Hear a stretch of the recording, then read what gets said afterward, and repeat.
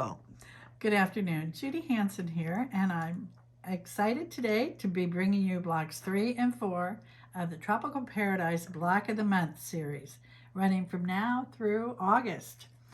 Here's our book, and today we are doing the beautiful heron and the beautiful tropical hibiscus. Today is an applique block, and for those of you brand new to applique, I'm going to add a lot of detail in this video. So I'll probably do a little follow-up to it with some more information. So whatever we can do to make you successful on this block, we're on it.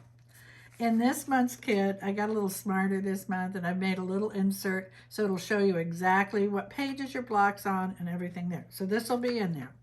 We're going to start with, in your book, you know, as most instructional manuals, one of the things they do in the beginning of the book is you have all your blocks. You have your table of contents if you ever get mixed up. Remember how important page 2 is. It's got your supplies and everything. It's got your layout. And your kit, your last 2 months, you'll be getting your sashing and borders and everything included. So the $30 a month actually is covering a ton of stuff. All right, so we did our beautiful pinwheels last month. We did our oh, and I had a question. If there's enough there, one of the ladies loved the block so much she wanted to do a pillow. Go right ahead.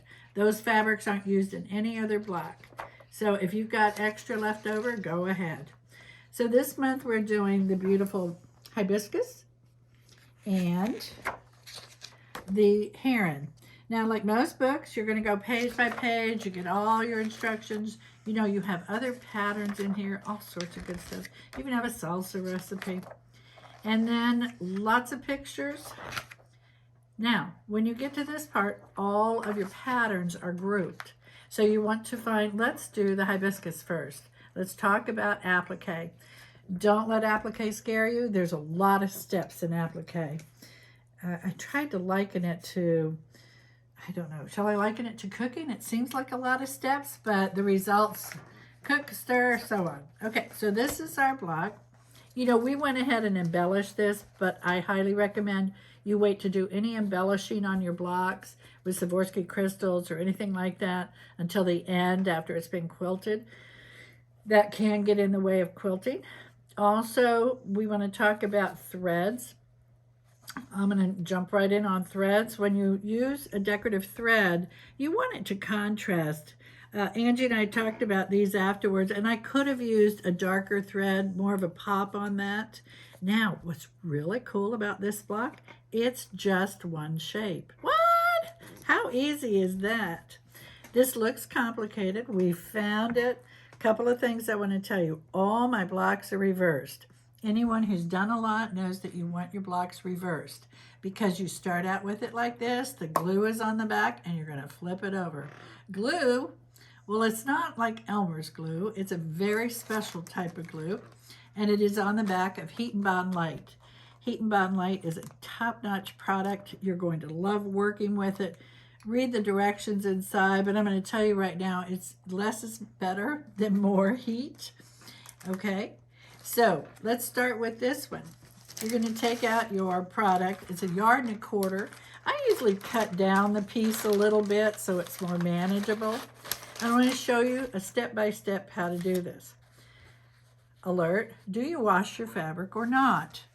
You know, a lot of people are adamant about pre-washing their fabric when using a fusible, and I would never tell you not to wash it. If you have time to wash your fabric, and wash is not in the washer, I sometimes, and I'm going to tell you when I kind of recommend you wash, and that's going to be in your next block, and that is your Fairy Frost. That is a beautiful white shimmery fabric, and sometimes it will have a little trouble fusing, although Angie didn't wash it. What we can do is to steam it, put steam in your iron, and really steam the wrong side. And what that'll do is take away a little bit of the sizing that's on fabric, because that's what's preventing it from tightening up the connection. So what we want to do is, if you want, and this is how you wash it, you get your bathroom sink with water in it, and you just go ahead and swish it around in it a little bit. If you have a really light soap, I sometimes use that, but 99% of the time, unless it's that product, I'm not going to do that. Instead, what I do is I've got steam in my iron. Don't you love these little irons? They're just so lightweight. Oh, you can even hear the steam. And I'm just going to steam it really, really well. And by steaming it really well, that gets that sizing off. So this is my leaf color. In your kit, you're going to have all your pieces all ready to go. And I think we're probably the most generous cutters around, because I don't want you to ever come up short. You cut something wrong, you want to recut it, you've probably got plenty. Okay, so let me show you a special trick for tracing these. Why did I draw the lines? Well, by having those lines in there, when I get ready to place this, it's going to make it very easy for placement. So I'm going to take it like this. Do you see my number 2? Okay, so I'm going to lay it on top of my piece. And I figured you didn't need to sit here and watch me trace. Now, if you want a light box, you want to invest in a light box, go right ahead. But I don't have a light box. I don't use it. I would take this to the window. Let me see. I've got my 4 on there. There we go.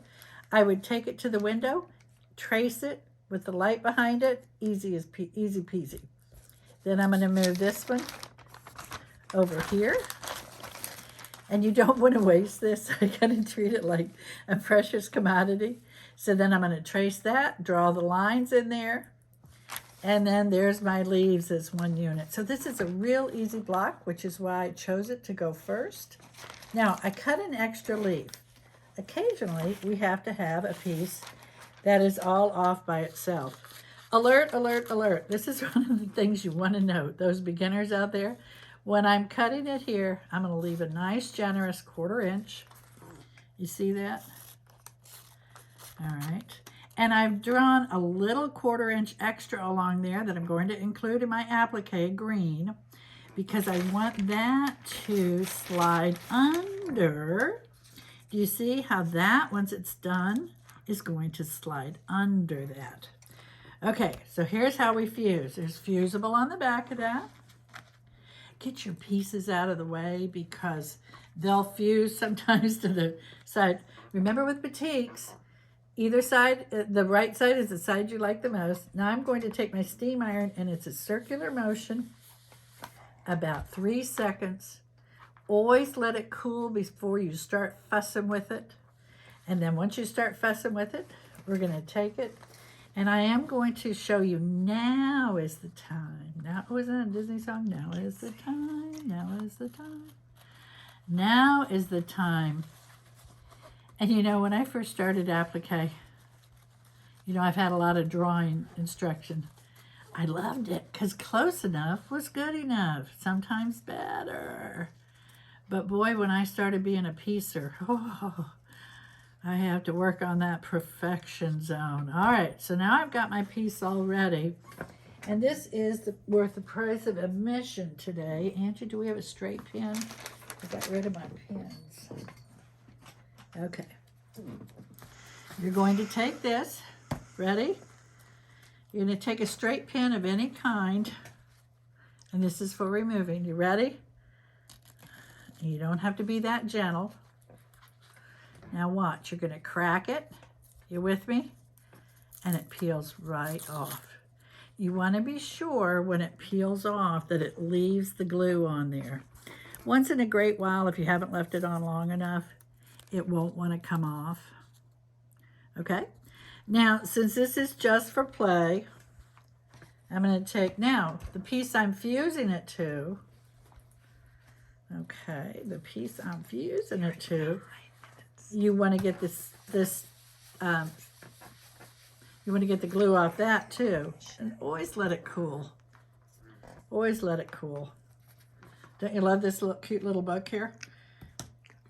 Great for taking classes, taking to classes.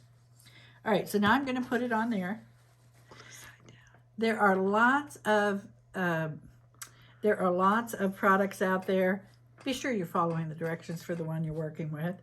And for now, just to put it on there and see how we like it. Now, see, it's not sticking yet.